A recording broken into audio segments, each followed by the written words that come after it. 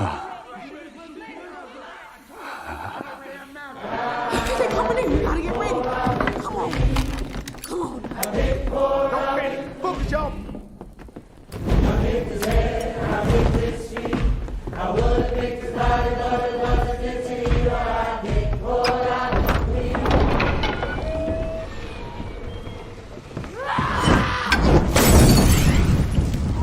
What is going on, movie lovers and buzz smokers, and welcome back to 5 on It. On today's episode, it is our end of the year extravaganza.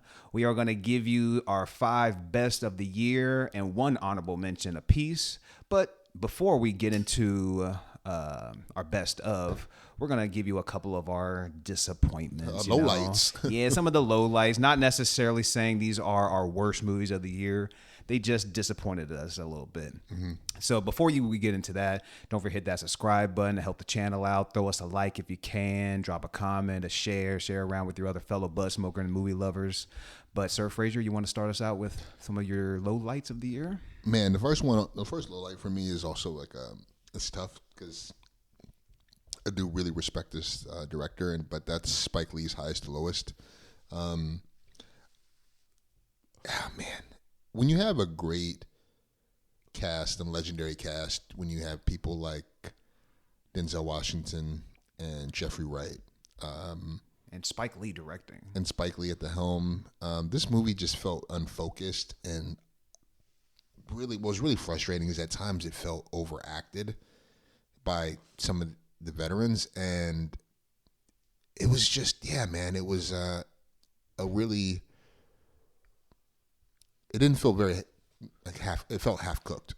Yeah. And again, that's not necessarily something you expect from someone like this, especially given the source material, kind of drawing from Kurosawa's High and Low. Mm-hmm. But yeah, man, this was just. I mean, I was hard pressed to find many people who really enjoyed this movie. Mm-hmm. I thought that it was a bit of a. It kind of felt like a chore at certain points to get through. Yeah. I know, like, and I mean, like I said, like he gave us. I'm trying to think of his last few films. Spike Lee. Yeah, because I know. I mean, I loved BlacKkKlansman. That is it was a great movie for me. And we reviewed that. The Five Bloods was not. That was a miss for me. I wasn't really into this, but I was also very hopeful about this movie because of the source material and the fact that he was partnering with A24, as well as Apple TV. So I was really hopeful and excited to see this movie. And unfortunately, it just didn't land. Yeah, Spike Lee obviously has done bangers. He's done, obviously, Do the Right Thing. He's a living legend. Dude, and when he's teamed up with Denzel before, Malcolm X, Inside Man, I feel like he's delivered. Like 2 of those. I mean, Malcolm X is a classic. Inside Man, I feel like, is a high-rated movie, man. If you haven't seen Inside Man, that has a nice little twist at the end. I won't give it away, but check that out as well. And He Got Game, which I think is regarded as like one of the best sports. Oh, that's 3 times. Like every time this crew has linked up with Denzel and Spike Lee, they've delivered nothing but like a classic. And I haven't seen Highest to Lowest, but I wrote down like 4 disappointments on my list, and I just wrote that down because kind of what you mentioned to it about it, like when you came and saw it, and so it's like. I don't know, when you're excited for a movie, when you see like an actor or a director or a particular cast or even like a synopsis of a movie and you haven't seen it yet, but then when you hear the masses and then people close to you that like you respect their viewpoint on movies, yeah, it's art, it's subjective. You can always come away with like a different viewpoint. But when you go into something with high expectations and then when you hear it's just bad, it's not even like, it's solid, it's just got its low points or whatever, blah, blah, blah. Like, they can dislike a movie and still keep you interested, but I've heard nothing but bad things about this movie, and so it just kind of took away my hype for it. And so I still haven't seen it. I doubt I'll ever watch it, but I guess I can see why people will get disappointed with it. Yeah, no, for sure. But yeah, that's my first low light, man. What about you? Well, how many low lights did you have? Oh, I'll just give my other one quick. I would say the other one was for me, Shelby Oaks. This was a movie that I was super hyped on, really excited to see. It had some good moments. It's a supernatural horror movie, but it's also like this really there's a mystery to it too, as the sister is trying to find out what happened to her missing sister, and there's really some good things that worked in this movie's favor, like some of the tension. I think some of the story elements weren't well fleshed out, but having said that, I'm very excited to see what Chris Stuckman does next, because I do think that I saw a lot of potential in this movie. Yeah. And I'm glad I supported the movie. We talk about how frustrating Hollywood is right now and has been, where it just goes back to the well of reboots. And it's a copycat industry at times. It feels like that, right? Where everybody just wants to do the superhero thing, just like everybody wanted to do the vampire thing. Yeah. And that shit is fucking boring. So it's great to see an indie movie and support indie movies when they come out. And I'm glad I did with this one. And I'm going to be looking for what he does next. Yeah, I kind of still want to check out Shelby Oaks, even though I've heard some good things, heard some bad things, but kind of what I mentioned before, you could still be disappointed, but still be interested in a way for somebody like me who hasn't seen the movie, just because it was directed by Chris Stuckman, who's a first-time director, and so it's like I'll give him, a little bit of a pass on like some of those things, just because it's your first time at the helm. But obviously he's got like something there, because if Mike Flanagan is going to partner up with you and like throw you some more money to try to like go back and do some reshoots and do like that, try to like spruce it up a bit, he obviously has like a good eye or good talent there. So like you said, I'd definitely be interested to watch this movie because I haven't seen it, but I also look forward to something else that he does, because I hope this isn't like his only movie. I hope he is able to get like some sort of backing or whatever to like do a second movie to see if he's like built upon like some of like the errors that he made. Yeah.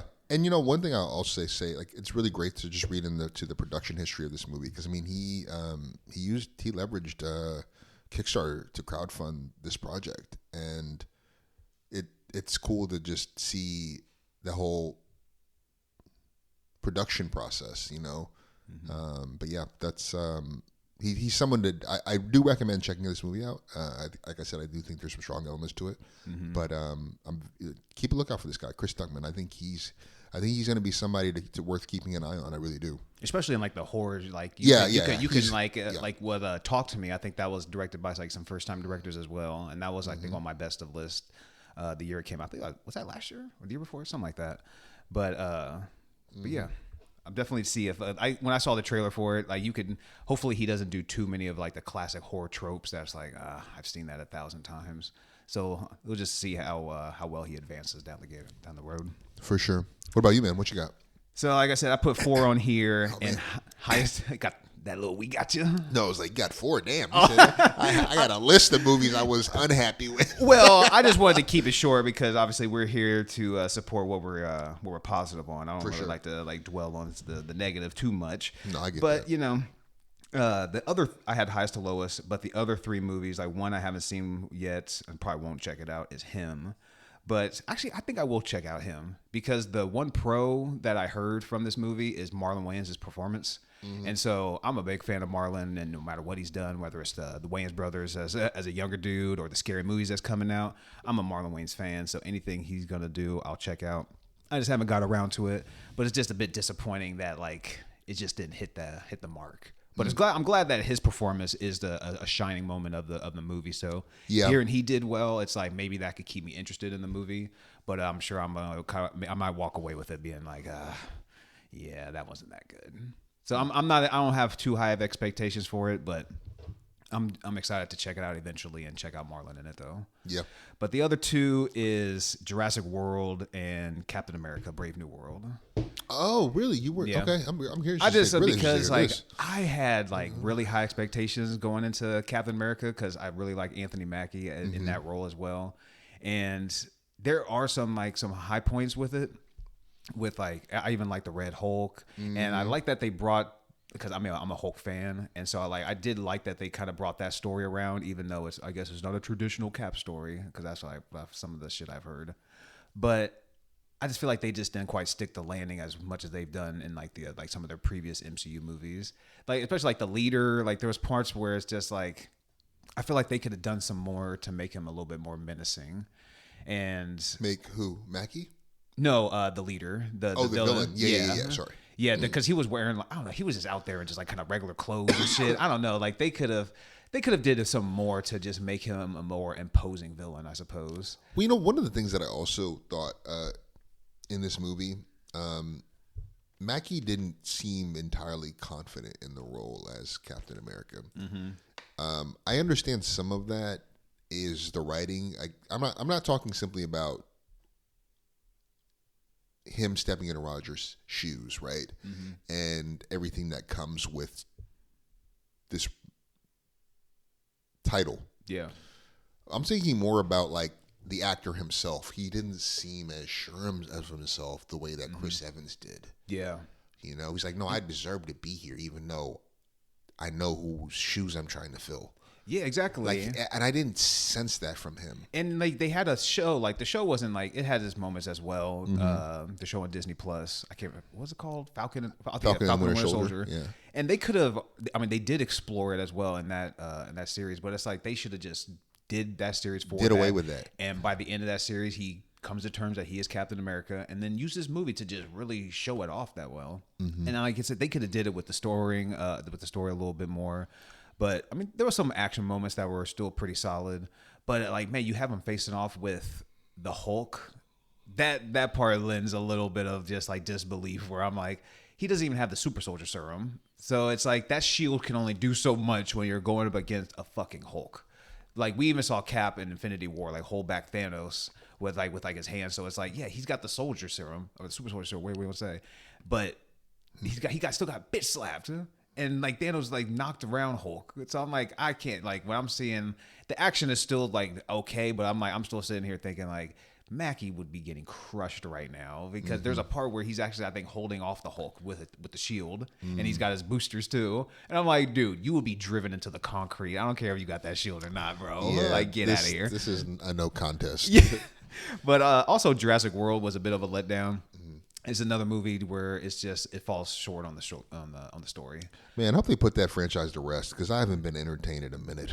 Yeah, I mean, there are some moments like the action scene when they're on the boat with the water, because man, Mahershala Ali is in there, 2-time Academy Award winner. Like he's in there doing his thing, and like they're doing him dirty with Blade as well. But I'm not gonna get into it. But there are some moments. It's like the action does like lend like itself pretty well. But then there's just other moments like where I'm just like, what the fuck is going on here? There's a part where like literally the dinosaur does like a Harry Houdini and just fucking disappears. Like he's kind of like he's there sleeping, and then the girl like pops the raft up, even though they're telling her not to do it. And then like the raft kind of goes up, and you kind of see it coming. It's like the classic horror thing, and falls down, and now it's not there anymore. And I'm like, no, that like the dinosaur just bounced. I'm like, you all didn't see it where it went, because they're like, where'd it go? I don't know. So they just fall a little bit short on like some of the story, and even some of the visuals. Just like it just didn't kind of hit the mark for me a little bit. Yeah, I'm not surprised, bro. I mean, I do like Scarlett Johansson, and of course, Mahershala Ali. But yeah, man. So those are some of our lowlights from this year. And with that, man, I mean, there's plenty more, but some of them, not all of them. But with that, man, let's dive into our honorable mentions. I'll kick us off. I'll go for it. Man, this my number one and only honorable mention is Tron Ares. Oh shit! Joaquin Renning is at the helm directing this. We've got Sean Bailey, Jared Leto, Emma Ludbrook, and Jeffrey Silver, and Steven Lisberger, to name a few. Fuck the haters. Let me just say this, because I'm about to get on my soapbox, because I fucking love this movie. I saw it not once but twice, and we saw it together. Yeah. We saw it in 3D, and it was even better. Not just visually, I appreciated the story even more the second time around. Yeah. This movie got a lot of hate because a lot of people, and I don't want to speak to the legitimacy around the hate towards Jared Leto, because I honestly, I'm not really clear on why there's this disdain for him. I don't know if it was like tied to Me Too, or I have no idea. I think it was. But that said, a lot of people took issue from the rip because of his involvement with this movie. And fuck that. This movie is good on its own, and I think this is a more than worthy addition to this franchise.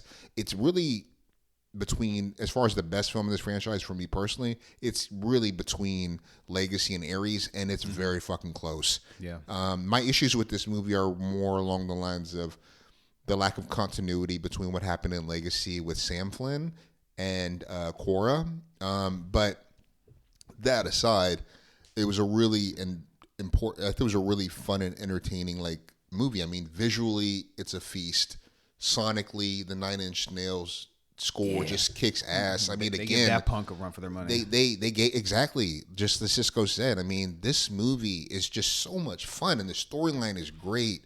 The action sequences, and also just like the AI component. That's a huge conversation in our society, and not just our society, but like the globe, about AI and what that gonna look like for our reality.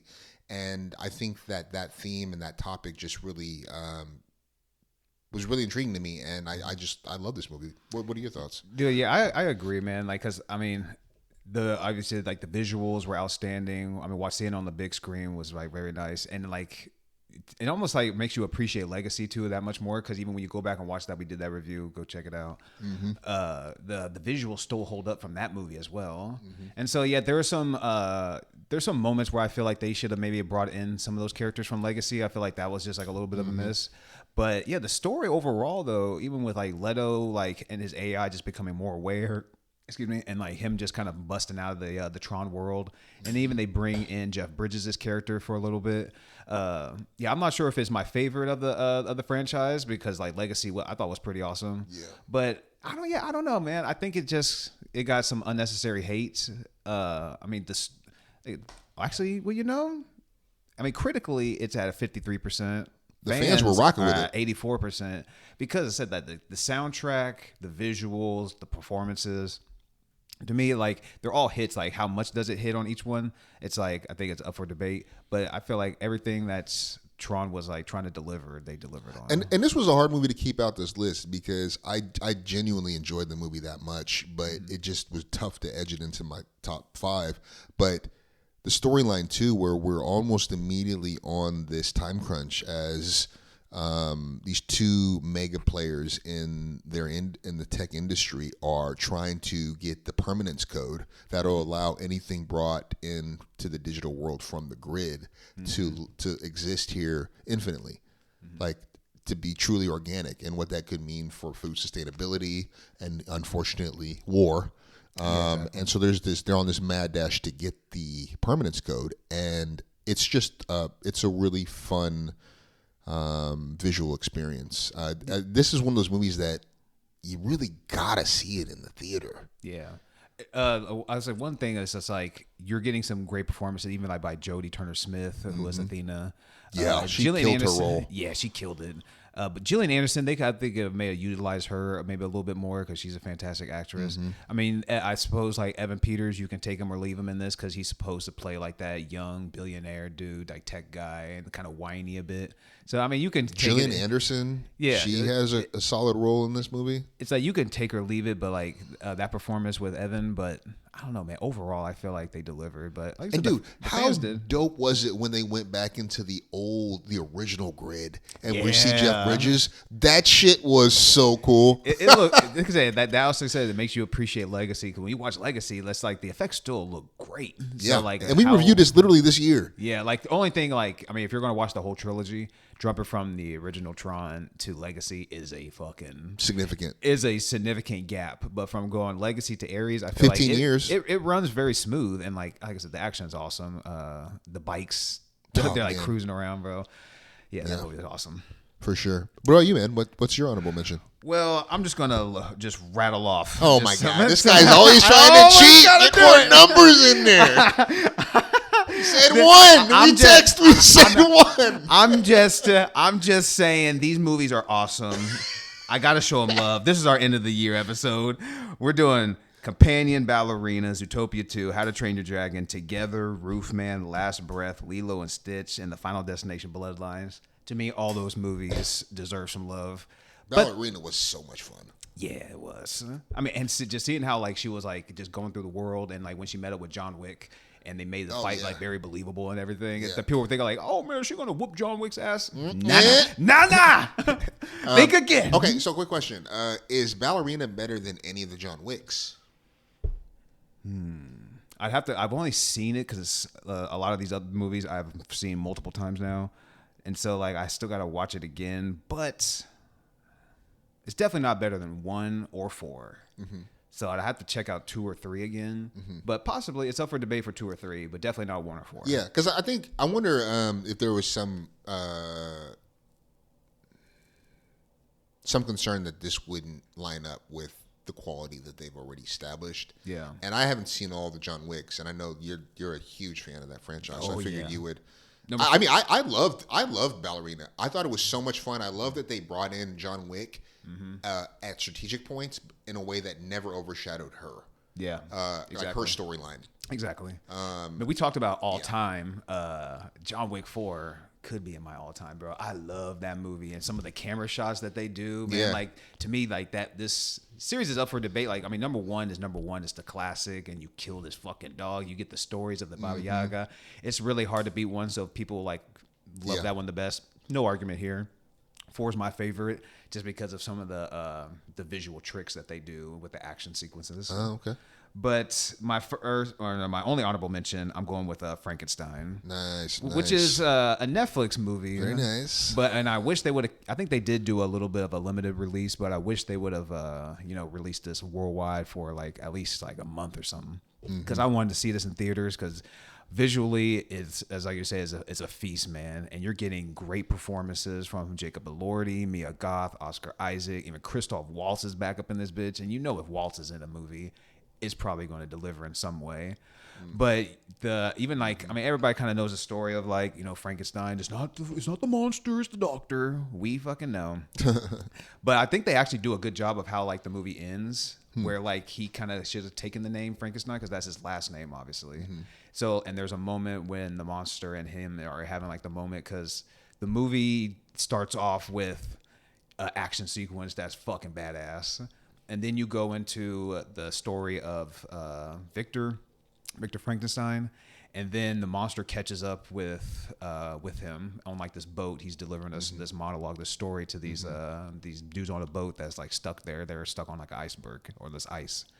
And once the monster catches up, then like he speaks for the first time, and you're like, it was kind of dry. I was like, oh shit, I was not expecting that. Yeah. And from like his story, and then they tell the story from his point of view, like what happened with him. And then they have a moment at the end where it's like it's supposed to be a little bit emotional, but from like the performances and the visuals, the set pieces they have, and like especially when he's like gathering the bodies, like the effects that they use.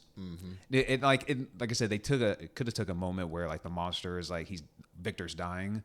And then he looks at him as his son. So it's like, yeah, he is sort of Frankenstein. So it does kind of, to me, they did a good job of like, maybe they could even hit that home because I've never really heard anybody kind of talk about that when they speak about this movie. I'm like, yeah, the monster is sort of Frankenstein now because it is his son. He looks at him as a son, at least in this story. So I think they do a really good job with like Guillermo del Toro directed this, doing the visuals, the storytelling, the performances. For a Netflix movie, I wish they would have kept this in theaters for a while, but this movie was a banger for me, man. That's what's up. Have you checked this out? I'm through the first half because, as you mentioned, the first half is told from Victor's standpoint. I didn't really expect the movie to be structured that way because you spent a lot of time with him in his early part of his life. Shout out to the actor who played Tywin Lannister, who was his father in this one. He's a great actor. Charles Dance. I'm a big fan of his. He was great, man. He's such a he plays these stern figures very well. Yeah. These father figures, but quickly, have you got to? I'm not sure if they more talk. Actually, it isn't Victor's point of view when Igor, Christoph Waltz's character, when you see him when in like the condition that he's going through. Was it syphilis or something? Yeah, because he was like, what'd he say? Like 1 night in Venus is a lifetime in Mercury. Because that's what he's taking. He's taking Mercury. And that's when he's like, oh, you got syphilis. Yeah. How long? Dude, like they have like when Victor is like ready to bring the creature to life, they have a little. Did you see? Yeah, I saw that part. He falls down. My God, his fucking head. And dude, just when he picks him up and you see the back of his head, it's like he drops him like that. Even the sound effects, I was like, oh God. That was gnarly. Yeah. And then, man, and You really should have covered up this. And Victor is like a fucking kind of a piece of shit too. Like the way he treats Yeah. his brother, and he's pretty much trying to steal his girl and everything. Grimy. Dude, and like how he And then like, he blames Frankenstein for the death. yeah. Because, I mean, technically, Victor didn't kill him. No. Like, you know what I'm saying? So I don't even understand why. I mean, I could've guess that told was him what easier to explain than I guess telling what really happened. Well, he could have been like, "Hey, your dad had syphilis. He came at me. I said no. We had a tussle. Motherfucker fell." It's like, what do you want from me? Like, it's like you just gotta tell him exactly how it As opposed is. to this monster. It's like, did you see killed your him. dad? He was sick. I mean, he was gone anyway. He can't keep taking that mercury. But I think eventually you should have definitely watched the second half. Of No, it, I because definitely will. From his point of view, started the with my monster and bro. everything, it's still a badass. I mean, and you see how Victor fucked up his leg. Oh, yeah. Oh God, like the visuals. The visuals of that were nasty. This like huge chunk of his leg gone. Oh, man. It's like, dude, if you had that all Gnarly. like, it's like, what did you think was gonna happen? You're opening the door to a fucking burning building. And that was like a lot of fucking gas you left in Oh, there. yeah, exactly. Dude. I mean, one in every room, brother. It's like, dude, You ain't no way in hell you were going to move. It's like, who'd you act think fast you enough. were gonna come in there and just save the day? Like, bro, you left him chained up and like to burn to You death. ain't gonna make it to that cellar, boy. At that point, you should just cut your losses and got the fuck out of there. Oh man. But yeah, Live with it's your still a good guilt. movie. But all right, well, hell, now we're into our top 5, and well, This these is are no- not in order for me yeah. personally. These were just the 5 movies that I loved. My mind will be in order. Okay, well, shit, I'm probably gonna. We'll see. My first one is Sinners. This is another feather. This is probably. I was thinking about this. This is probably Coogler's greatest movie. A lot of people say Fruitvale Station, which I can't complain. Well, when I say I'm differentiating between best and greatest. I'm sorry, like What is it? I think my favorite movie of his probably is Black Panther. Oh, your favorite movie? That's probably my favorite of Yeah, his. it's But hard I to beat think Black that Panther. this is his greatest movie. Now, like in a similar way, like I think Oppenheimer is Christopher Nolan's greatest movie, but it's not my best. It's not. It wouldn't be my. If I was making a list of my favorite movies of his, Yeah. That's probably like yeah. the highest it is 3, because Inception, Dark Knight are already gonna be 1 and 2.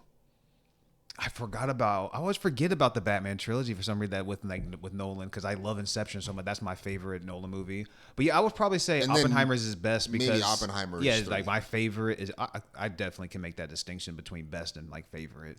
But like yeah, because like Oppenheimer won him best director, so Yeah, it's like I that's mean, probably his best work. But yeah. Inception is that is so visually pleasing, man. I love that 100%. movie. But well, in a similar way, I think that this is probably his like magnum opus at this point in his career. Like, because this is just, I think that it was beautifully shot, beautifully executed. The fact that he went Supermax, it felt very much like a Christopher Nolan movie. And I know those two have a relationship. I don't know if it's quite mentor, but I know that they have a relationship. And yeah, I just really dug this movie. There's some parts that I think were a little jarring in the watching, like, but I mean, I saw this twice in the theater, and I thought it was just a really great, epic, really great action scenes. There were things that I wanted more detail about. So, for example, when at the very beginning, when the vampires fleeing from the Native Americans, Yeah. I would have liked more context to how they were.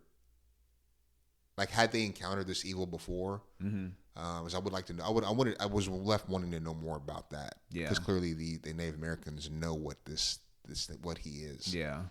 But yeah, other than that, I mean, like by and large, I can't recommend this movie enough. It's very entertaining, and there's a lot of symbolism that's just prevalent throughout it. Yeah, man. Actually, I mean, I don't have to go in order or anything. I could tell you guys my order at the end of it, because like I don't want to. Because I feel like you're going to have this on your list. Yeah, I assume you would. exactly. So because like I do have Sinners on my list. I'll just tell you, like I said, at the end of the episode, I'll give you my final list of it, Okay. or the order I should order. say. But yeah, Sinners is on my list as well. Yeah, I mean, now I'm looking at it. Man, Sinners got 97 from critics, 96 from the fans. Fruitvale Station got 94. from the critics, 87 from the fans. So like, I mean, saying Sinners is like his best work, I don't think that's like far off the truth. I mean, even looking at how like critics look at it as well. I mean, the cast works together so well. You got Michael B. Jordan playing both roles. This to me also was the best acting I've seen from him. Yeah. And I'm really happy to see this because I was kind of worried. He seemed like he didn't seem like he had a lot of range, and I think this movie completely showed the growth in his acting and that he can absolutely has more range.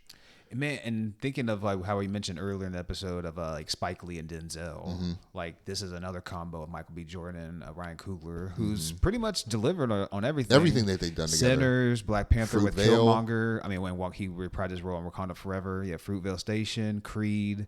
1 and 2. Yeah, exactly. So I mean, so they've been extremely successful together critically, and this might. I mean, dude, on $100 million budget, he damn near hit 370. Yeah. And another thing about this too is like this was an original story that he created. He created these characters, and for people who really appreciate movies like Dusk Till Dawn, I think they're gonna really enjoy this movie. I mean, there's kind of like a Southern Gothic element to this as well. And I know what the two jarring moments like you're probably referring to is like the Irish jig like outside the barn. It's like but like honestly like it wasn't too bad, but like.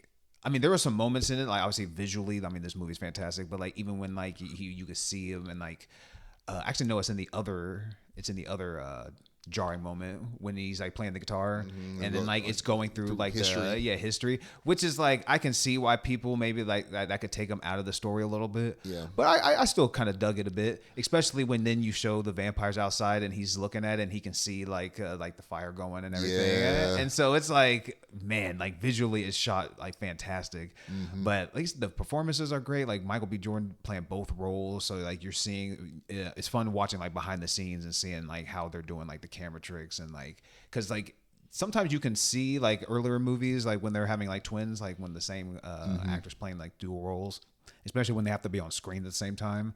Another I think good movie is that with I think it's called Legend with Tom Hardy. Oh yeah, I think that's another movie that does it well. I mean, I think they're using some other like device to get the shots that they're doing, but this is another movie that I watched multiple times when it came on HBO Max. Oh yeah. Like, as soon as it hit, dude, I fucking as soon as I turned it on in the morning because like on my days off, I'll just pop on like, oh, let's see what's on here.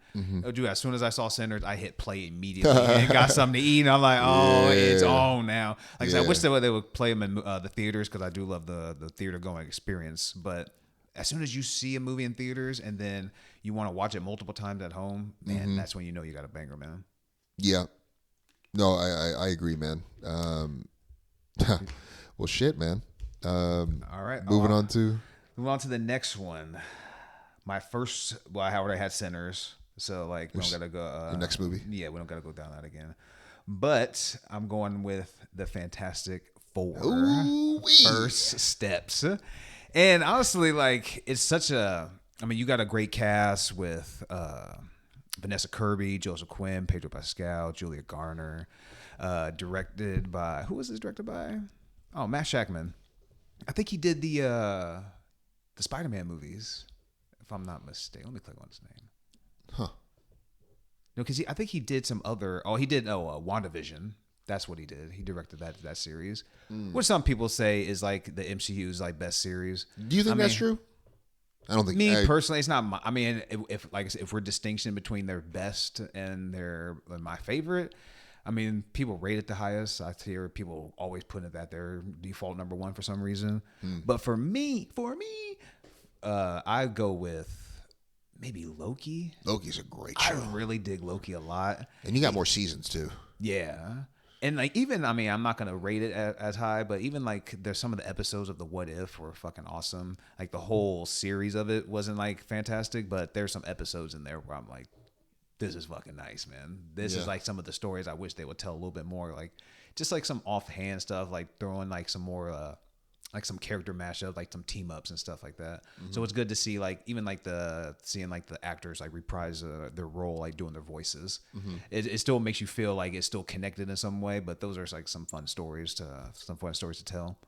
But Fantastic Four, man, like coming off of like some of like their other misses, I suppose, like with Ant-Man Quantumania, I wasn't a huge fan of Thor Love and Thunder, and like the MCU shows. I mean, you can take and leave some of those, but I was just like, and like seeing the success of Deadpool Wolverine, I was going into, and then like this was a time when Superman got released, and I still thought that was like a very positive movie. Didn't make my top 5 or anything like that, but I still dug that movie.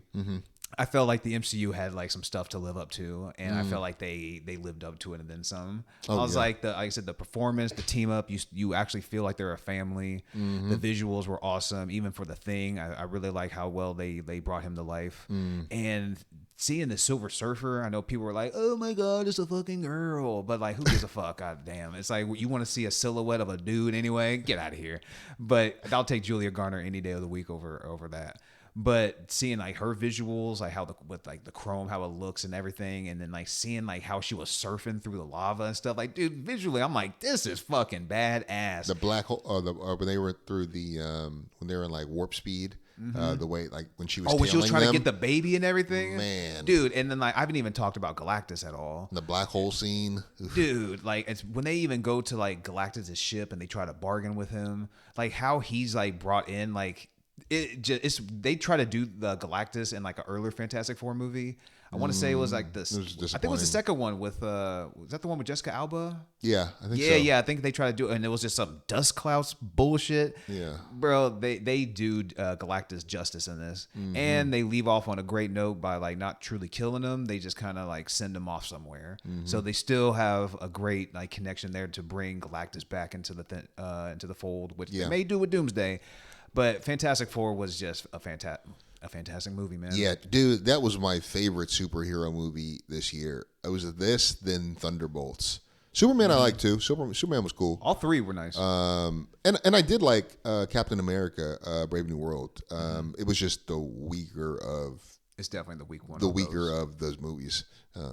Period. I think Thunderbolts came first actually, and so after seeing like how well Thunderbolts came about, and I was like, was it first? I don't remember. I want to say it did come before Fantastic Four. Oh yeah. I'm sorry. I thought you were about Brave New World. Yeah. Oh no. Brave New World came first, but like it was before seeing like Fantastic Thunderbolts, Four. and it's like, okay, we got a still a team up, and like. It was just a very good movie, and even seeing how like the Sentry was brought to the screen and the Void and everything, I think they really did a good job with that, and like his emotional like connection to that. I was just like, okay, man, just MCU, let's keep trending up because we're getting closer to an Avengers movie, so I just want this arrow to be trending up. And from Thunderbolts to Fantastic Four, I feel like they definitely have the arrow trending up for Avengers they do. They really do. To be honest, they've been on the way up though. I thought because Deadpool Wolverine was last year, right? Yeah. And then that was when was that released? Was but that like, summer? But then Brave New World is. But I'm saying like that's a slight dip, but that wasn't a miss to me though. It wasn't a huge miss, but like. So you consider it a miss though? Would you say?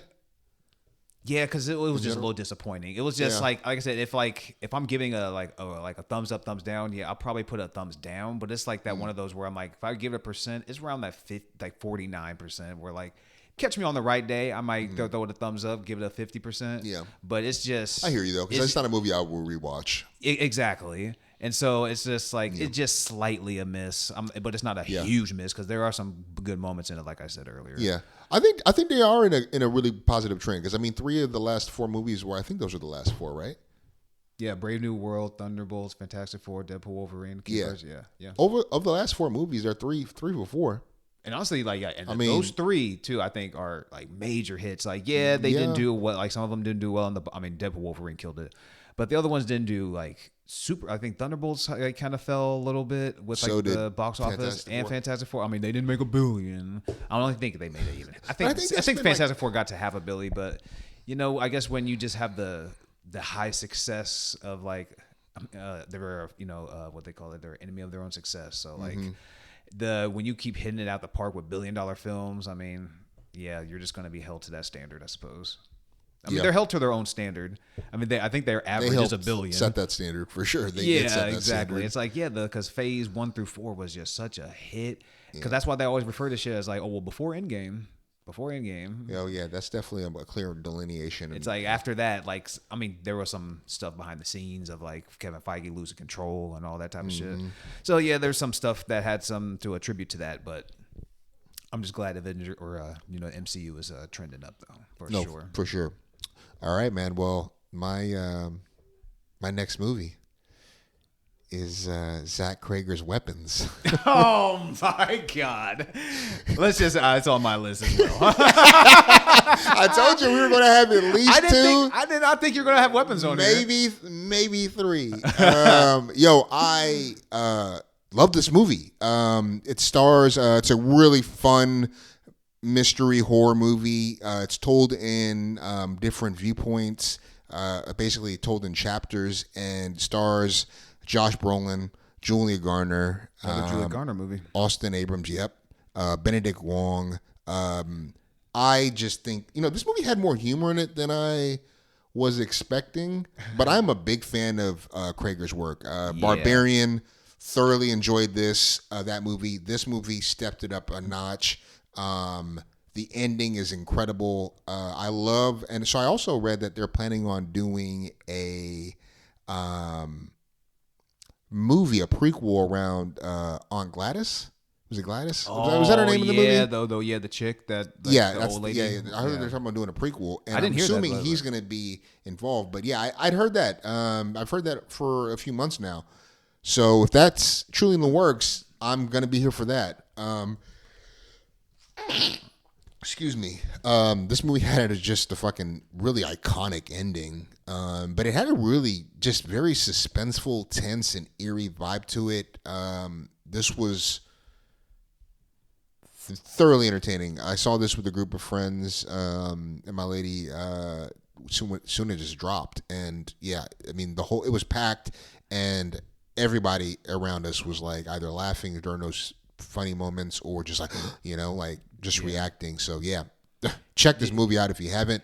It's so good. Dude, the Weapons is one of those movies where it's like they give you that elevator pitch of just like one night a girl's classroom, like a first grade classroom, all their kids just get up and walk out of their house at the same time, and they run into the woods and they're never seen again. It's like you hear that and you're like, this is a movie?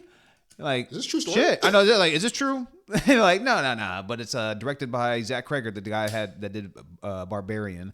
And he also produced Companion, I mentioned earlier. And he's writing and directing the new Resident Evil. Like, I'm not a huge Resident Evil fan at all. Me neither. But if Krager's involved, I'm for sure going to check that out. I'll watch that trailer for sure, at least. Yeah. And dude, honestly, I think this was a great year, honestly, for horror all around. Like I said, I mentioned a Companion and Weapons, and I'm going to mention another Sinners is a horror movie. Yeah, Sinners as well. I'll mention another horror movie will be on my list, so I'll get to that later. But after hearing the premise and seeing the trailer for this movie, I was just praying. I was like, okay, I hope first reactions are good. Please let it be good. And to see this movie, it didn't disappoint. It did not disappoint at all. Like I try not to have such high expectations going to certain movies because I just want to kind of go into it with like just a clear mind and just no expectations. Just give me what you got. But to see, like, I just like, come on, please deliver. And for critics to give it a 93 and fans give it 85, I'm just glad the masses love it just as much as I do. Because it's a great feeling to like when you love a movie and then you're hearing other people like, it fucking killed, man. Like, it sucks when you're like, dude, this movie was awesome. And they're like, that movie sucked. You're like, damn. I remember seeing the trailer for this movie and watching this movie, and I'm just kind of thinking about some of the horror movies of the last few years. I kind of had a similar experience when I watched, why am I blanking right now? Bro, I'm tripping right now. Think about horror movies. Late Night with the Devil. God damn. That movie was so, like, the pacing of it, the way that this mystery was unfolding, where we're getting like these flashbacks, and it was just like, everything about it just worked. Yeah. And I felt that way about this movie. Like even the humor, which I wasn't expecting, it just works. Worked. And and I really felt that it worked because I was in a crowd with a bunch of people. We were watching this, and we were all having very similar reactions during those moments. Yeah. So it just he had it. He got it, dude. And just like what you mentioned with Late Night with the Devil. When I love horror, like it's definitely arguably my favorite genre is up there with action. But when you see a movie like just like Late Night with the Devil, when like you see something that's like very different and it's like, all right, original, the very original, and like I said, like the little elevator pitch just hooks you, and like so you're like, damn, this sounds fucking interesting, and then when you finally watch it, you're like, and it delivers. It's just a great fucking feeling. Well, and I love horror movies where there's mystery, like there's like where we're getting clues and learning things as our characters are. Yeah, and the way that they constructed this story and getting it from various vantage points, we were piecing together what was going on. Yeah, and I love horror movies that do that. Dude, I know what you bitch are like with like some of the funny moments, but it works for me like with like what's his real name? Alden Ehrenreich, who played the cop. Like moments like when he like punched the fucking like crackhead dude, like that. When he got pricked by the needle. Yeah, when he got pricked by the needle, that shit was hilarious. Or when like the old lady is getting like ran out by the kids and she's getting beat up. It's like that's actually a horrifying and just like kind of a funny moment because you're like, oh my god, this bitch is about to fucking get it. Crazed children. But that was so fucking satisfying because like to see her and how she's fucking with these kids and everything, I'm like, this bitch gotta go. Is something I did not get in another disappointing movie is Bring Her Back. Fuck that movie. Fuck that movie. Because I didn't get that satisfaction with a character that was fucking with these kids. I'm like, and she doesn't like get it like how she does. I'm like, I'm not gonna try to like. Have you seen that movie Bring Her Back? No, I remember you telling me you were disappointed. I'll let you watch it, but like, I mean, maybe you'll like it, maybe you're not. Like, but like, I just like when I'm watching, I'm kind of digging it. Like this movie is like, all right, this is okay, but then I'm like, this bitch gotta go, and she doesn't give me that satisfaction. It was just such a letdown. So I'm just like, fuck that movie, man. You build it up just to give me blue balls with this bitch. So, but like they don't do that with Weapons. This bitch that's fucking with these kids, oh, she gets hers and then some. But so yeah, Weapons is on my list as well, bro. All right, man. So let's see. Ooh, yeah. Ooh, actually, yeah. So I got two more. How many you got left? Let's see. Two more? No. 3 more. Oh, yeah. So it's my turn then, right? Yeah, you should go. So my next movie is... So this was... I was a little conflicted about... Okay, so this movie technically dropped in December of 2024, but it wasn't showing in Portland. It was very limited release, and it wasn't shown in Portland until January. So I ended up seeing it in January. So I'm including this on my list. And that's this gothic horror, psychological thriller, The Girl with the Needle. The Girl with the Needle by Magnus von Horn. This movie is beautifully shot. It really unfolds like a dark fairy tale. It takes place in Copenhagen shortly after World War I ends, and this woman who believes she's a widow because her husband volunteered to fight in the war, is left destitute and ends up having an affair with a more affluent upper class man. And she's left and abandoned by him. And we're seeing this really ugly intersection of, being a woman of low social status and poverty. And she gives her baby up for adoption to this woman who's running an underground adoption agency. And shit is just dark as fuck. Things are not what it seems. And I don't want to say a lot because I didn't know much about this story. It's based off of a real person. And so if you are interested, I highly recommend this movie. It's such an excellent watch, and it's very bleak, but it's fuck it. You walk away, it leaves you feeling some shit when you leave it. I mean, it's a heavy story. Well, like I was gonna say, like you should. I don't want to interrupt you or anything, but I was like, yeah, maybe you should like just not spoil too much, because I was like, I mean, I would watch anything, like usually horror, and if this is going to be on your best of, I mean, I heard of this movie, and I've heard like some good things about it, but obviously, like, I mean, it's kind of like I mentioned Companion again, but like that's a movie that came out around the same time in January, like it just makes the cut, if you want to say. I mean, it went in Cannes, but like in May of 2024, but it wasn't actually a wide release until like of January of 2025. But those type of movies just kind of get lost in the shuffle, those earlier movies. But I definitely want to check this out because, like I said, it's a horror movie, and I'm just, if it's going to be on your top 5, I definitely will check it out at some point. Yeah, it's heavy, man. No lie, it's it's just, yeah, man. It just shows you how disregarded a woman at that time could be if she had an illegitimate kid outside of marriage. Just how alienating that was for you at that time. What that meant for your social status and how it could very well just plummet. So it offers something very critical of just where society was at that time. But yeah, man, it got great story. I'm just looking at the rating as well. It got a 92 from critics, 86 from fans. So it's one of those movies, like I said, man. If you want to watch it, just check it out, dude. Don't read much up on it. It'll hit different, I think. No, I'm not reading, or like I leave reading like the snot. I'm just hearing like what you're telling me about it. But is it black and white or? Yeah. All It's right. beautifully shot, man. Shout out to the cinematographer, Michael Dymek, Polish cinematographer. Yeah, he ate on this one. For sure. Well, What's your next movie, brother? we are down to our final 2 each. I'll tell you, like with this movie as well being a horror flick, this list is kind of littered with some horror films right now. It was a great year for horror, man. Yeah. Like 2025 should be a year to remember. But one of my last 2 is a sequel, Black Phone 2, starring Ethan Hawke. You were high on this one.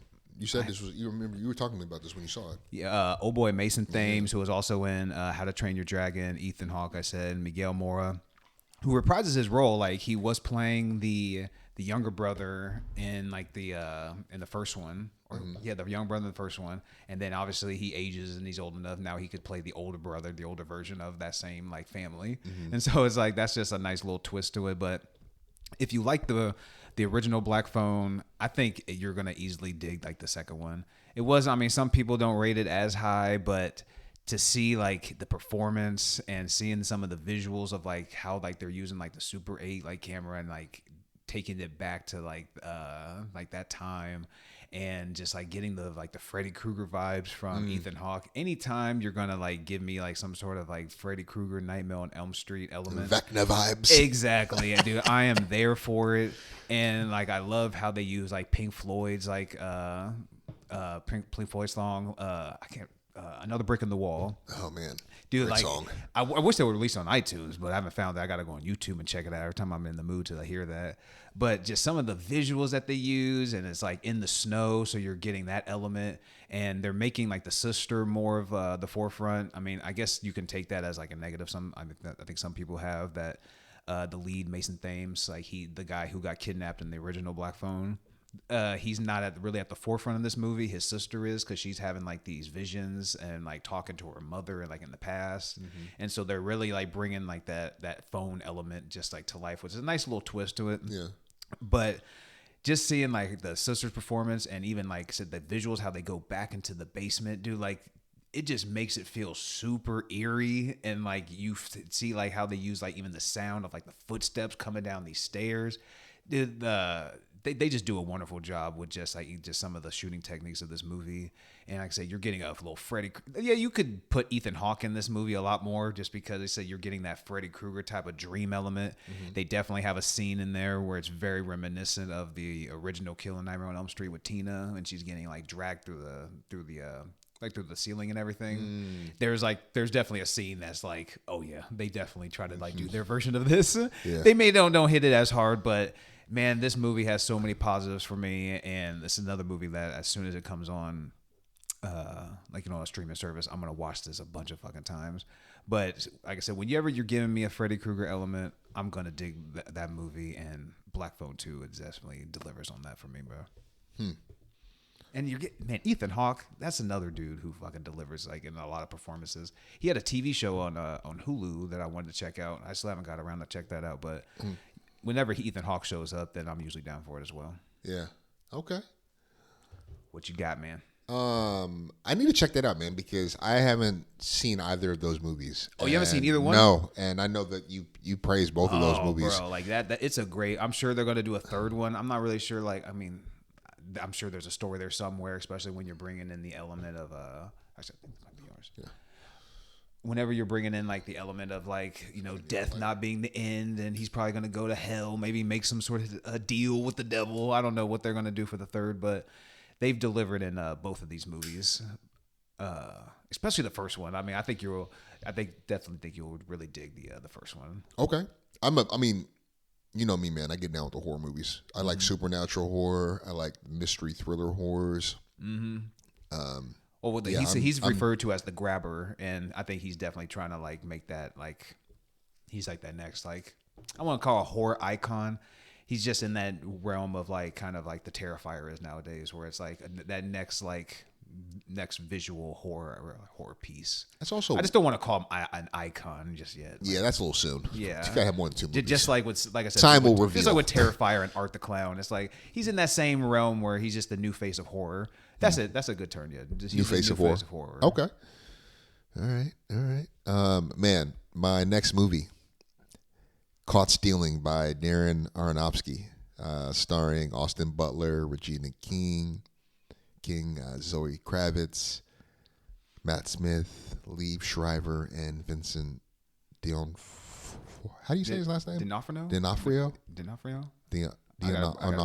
I'm not sure. I know who you're referring to. That's Kingpin. Yeah, this movie is so good. It's a lot of fun, man. It's a crime thriller, black comedy. This movie is surprising. I didn't realize this movie was as violent, as bleak as it was.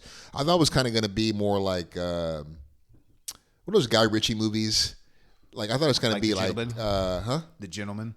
Yeah, I thought it was that movie. Man. I thought it was going to be like something along those lines. But it was. Or I guess this will be almost like a Lock, Stock. Yeah, I thought it was going to be along those vibes. But man, so this story is really about Austin Butler's character who.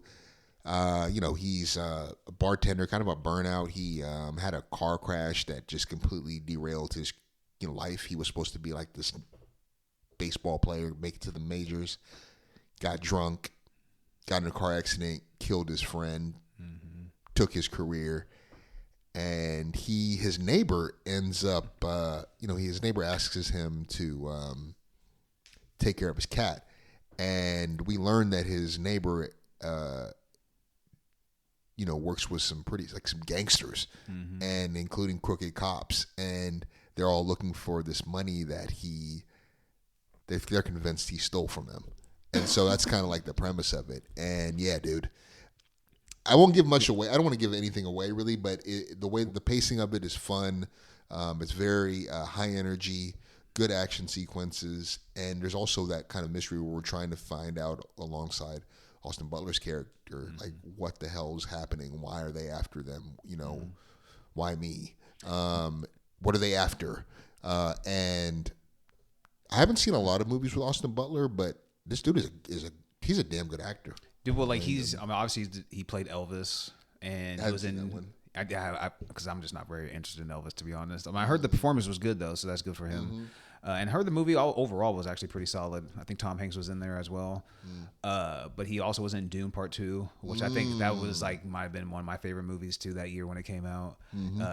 Playing like Raph, something I can't remember his actual character's name, but he's definitely an actor with some range. And this just came on Netflix recently. And I popped it on, this was when I was wrapping Christmas presents, and so I'm not really paying attention to it, but like I'm just catching little bits in there, like I'm kind of guessing, like, oh yeah, okay, yeah, like he got into some bad car accident, he killed his friend, he's watching Matt Smith's cat, but I was like, something's going on here. I can't figure out what's going on because I'm not really paying attention, and I see that like he thinks the cat took a shit, but it's a plastic piece of shit. He finds something like some keys, and so they're trying to figure out. He gets his ass whooped a couple times, and then he starts hooking up with Zoe Kravitz. So I'm like, I don't know what's going on with this movie, but I'm like, seems all right. Yeah. But then my stepdaughter, she's actually watching it, like her and her mom are watching it, and so like they're just sitting there just watching it, digging it, and they both just like come up to me like as soon as like it ended, they were like, that movie was really good. I really dug that movie. And I was like, what are you talking about? Like the movie we just watched. I was like, oh, you finished that? Because usually like she'll just be sitting there watching a movie and then they'll go and like play on their phones and do whatever. Like they're just not like that into movies as much as I am. Like I'm here doing a podcast on movies and shit. So they definitely don't have the passion as much as I do. So like when they end up watching a full movie like that, I'm like, for real? It must be a banger. Because like I said, she was like, that movie was really good. I liked it. Yeah. So definitely. I definitely should have made my top 5, but yeah. Yeah, it's on Netflix, so I'm eventually going to watch this because it definitely, the parts I did catch was like pretty interesting. And you see Matt Smith with this fucking mohawk Bad Bunny, he's in it, and you get a little cute cat. Bad Bunny's a good actor, man. I loved him in Bullet Train. He was fun in that movie. He does his thing in this movie. I think he's just good like until like he has to get like just more lessons and stuff like that. I don't think he's up there to like carry a movie yet. No. But him in these like little smaller roles, he's killing it. Dude, and he does his thing in the WWE, man. The Bad Bunny is such a talented dude, and I can't wait to watch him at the Super Bowl as well. Yeah, I don't understand a word he's saying, but that's just vibes, man. He's got some bangers. For sure. So this is my last movie on the list, and I'm proper that it came last because this is my number one movie for me of this year. All right. It is. Drum roll, please. Yes. It is Predator Badlands. Oh! Yeah. This movie, we did a small review on this movie. This movie hits my 5-star of the year, man. I fucking love this movie. I love that they put the Yautja front and center. Like, he's speaking his language, doing his thing. But I think people thought it was going to be a little bit Disney-fied because PG-13. But to me, like, this movie lives up to the violence, and they are only able to get away with it because there's no actual humans in this movie. It's all synths and stuff. So it's just robots. You can do all you want with like all the actual blue blood and green blood and all that type of shit. But you're putting the Yautja front and center. You're following this dude Deck, and he's just the lowest on the totem. I think I had that a little too much. But you're following him. And he's the lowest on the totem pole in his family, and he's brought to this planet to. He thinks he's trying to prove himself, but when his father arrives with his brother, they're having to face off. The father tells him he should have been dead by now to his older brother, and from that moment, like, because his older brother just sees Deck as, that's his brother and everything, so he's trying to protect him. Yeah, and they want to send him off to this planet of death, where everything on this planet can literally kill you. And he's like, he wants to go to the planet to get I can't even think of the name of the animal that he wants to get right now. But he wants to get it, and he's like, even father is afraid of that beast. Like, you don't want to go get that. And he's like, dude, I'm the lowest on the totem pole, so I got to get the baddest thing out there. And so they want to send him off on there, but father wants him dead. So that father and the big brother have a little face off. They have a little battle. Father chops his fucking head off, and even the father just sends the ship because he's trapped on the ship. The younger brother's trying to help, but he's trapped, and he just sends him off to the planet. You get a badass crash scene and everything, and from that moment on, he just walks out onto like the planet. He sees like the whole world, and everything's kind of moving. There's shit flying around. Like, he's gonna be in for a fucking world of hurt. And then you get Predator Badlands just right on the title screen, bro. Like, bro, this movie to me is just badass from the moment it kicks off. To me, it is the best Predator movie of the franchise. Like, Dan Trachtenberg he's got his finger on the pulse to me with this franchise.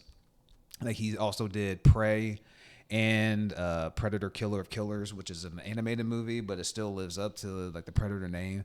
This dude is just knocking it out of the park for me.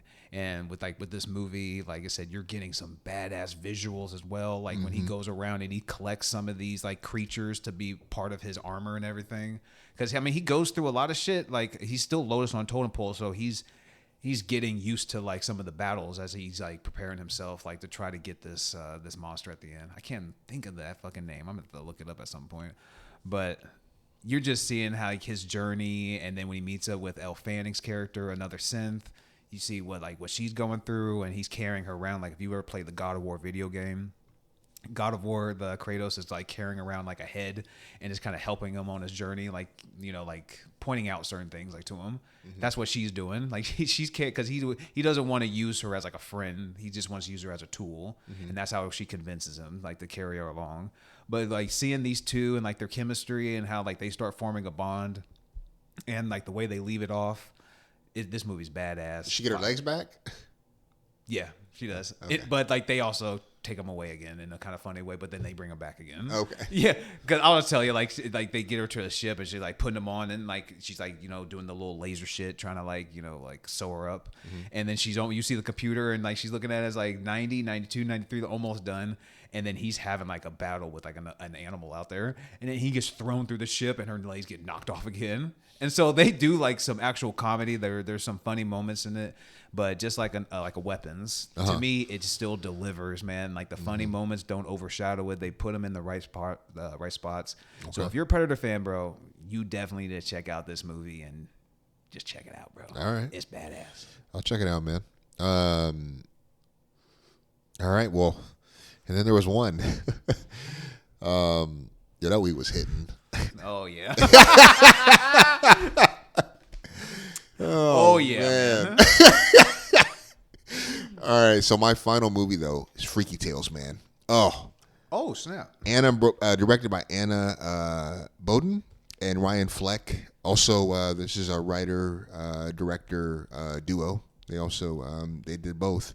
This movie stars Pedro Pascal, Ben Mendelsohn, Jay Ellis, and Dominique Thorne, to name a few.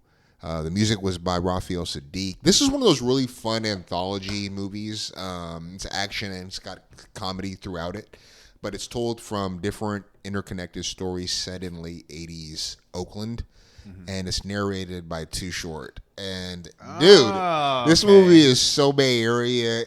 I love a good period piece, and this hits both of those for me. Ben Mendelsohn plays a terrific villain. He's so good as a villain, man. Oh, yeah. He's a highlight in this movie. The story structure is a plus for me. It's very Tarantino-esque in the sense that it's an anthology, and we kind of have different stories from different vantage points. These punk kids are battling these neo-Nazis that are terrorizing their club. And so that's one of the storylines. And then there's also this really interesting, like, supernatural element to this movie that is just like, it's just like a fun detail. It's like, this is so odd, but like also very like, I don't know, it feels very Bay Area, very Oakland story. Just the same. I can't remember if the directors are from the Bay. They may be. Wouldn't surprise me at all. But highly recommend this movie. It's streaming now. I watched it. I rewatched it recently. I think it was like Hulu or Netflix. I think it was on HBO. It's on one of those, man. Yeah. Kick-ass movie. The visuals are a lot of fun. Really recommend it. It's also violent. Very violent. Oh yeah, the director is from the Bay. Okay, that makes. I was like, they gotta be right. Yeah. But even man, the soundtrack is dope. A lot of Too Short shit. Yeah. That's why I was mentioning like about Too Short. I was like, I'm glad they kind of like brought him in. I mean, when you hear Freaky Tales, like I automatically think of Too Short. Yeah. And so like to hear that he's like the narrator definitely like gets me a little pumped up to watch it. Because I mean, like the poster, I love the poster. So cool. I mean, it's so great simple, colorways. but exactly the colorways, like the fonts of like the Freaky Tales. Dude, I mean, and Pedro Pascal. I know people can have their own opinion, but like about him in some ways, be like, "Oh, he's in too much shit." But there's a reason why he's in a lot of shit. Yeah, he's a great actor. But that's a movie like I put it on, but then like I got caught up in doing some other shit, so I was gonna watch it because I was like, "Oh shit, I've been wanting to watch this too." But I did not expect it to be like an anthology like that. I didn't know. So I was happy, dude. I caught this at Regal when it came out. I was really hyped to see it. Didn't disappoint at all. Love this movie. Yeah, I'm gonna have to watch this. Definitely check it out. It's also one of those movies too, very rewatchable. Oh, so The first, like not all the stories are great, but they pick up and they get better and better and better. Is on the cover. That's obviously J. Ellis, Pedro Pascal. Is that Ben Mendelsohn Yep. or The shotgun? Yeah, that Yep. just does not really look like him. So You got some fun cameos too, like Too Short has a cameo in it. Marshawn Lynch does as well. So yeah, it's super Bay Area, man. it got a really good reviews too. Oh yeah, and it's like it has the fun indie vibe to it as well, which Isn't this A24? Lionsgate. Lionsgate. Oh, okay. I know this felt like it could have been Miramax, A24. That's what I was thinking. Yeah. I was like, it could have been A24, but nah. Yeah. Not that way. Highly recommended, folks. Well, my quick order for that for my list though was going to be number 5 was Fantastic Four. Number 4 is Weapons. Then I had Black Phone 2 as my number 3. Sinners is my number 2 movie of the year, and Predator: Badlands was my number 5 or number 1. All right. Cool. Well, What would be your little quick like 5 on a rating for like your little for those movies? Let's see. Tron. Well, not Tron Ares. Girl with Needle would be.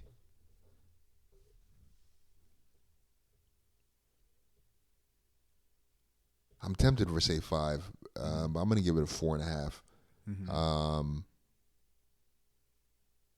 Freaky Tales 4.5. Sinners 4.5. All those movies are 4.5s to me. 4.5. Nothing touched the 5-star. Nah, bro, I don't give 5s out like that. If we're giving out a 5, it's like it's damn near an all-time great. Yeah, well, like that, I was about to say like I do put Predator: Badlands my 5, but yeah, other than that, and I loved all these movies, obviously, but I give Sinners 4.5. Even Black Phone 2, I give that Black Phone 2. I'm kind of debating like Black Phone 2 and Weapons should both get 4.5s or 4s because I'll give Fantastic Four a 4, and I'm gonna give Weapons a 4.5 and Black Phone 2 a 4.5. Yeah, because both of those are just even like. Weapons' story is just so fun and just so interesting. Yeah, and Black Phone 2, the visuals carry that for me so much, and like the vibe and the soundtrack, the score. Oh man, hell yeah, yeah, bro. I'm with you on that, man. Well, hell, that's our last episode of the new year, man. I guess I'll give a quick shout out though to the fans, man. Oh, absolutely. We definitely. Personally, I had a little sub goal, and we definitely surpassed that and then some. So a big shout out to the fans for a great year. I have a 5 on it, and definitely looking forward to the new year and getting better and bringing you guys some video possibly along the way. Yeah, and we're starting the year off on a great note too. We actually we both got our tickets to see the series finale, Stranger Things, in the theater on New Year's. Can't wait, man. That is gonna be. That's gonna be I think that experience, and it's sold out. I think that experience is gonna rival what I felt in Infinity War and Endgame.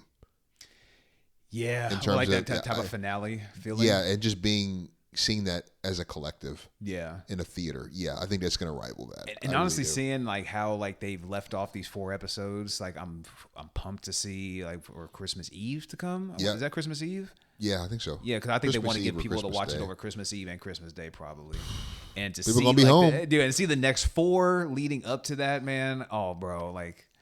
I'm definitely pumped to watch that, bro. Oh yeah, and the last episode 4 ended on a hell of a note. Yeah, can't wait, man.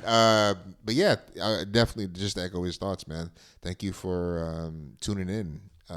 We love talking about movies, and we try to do a good range too.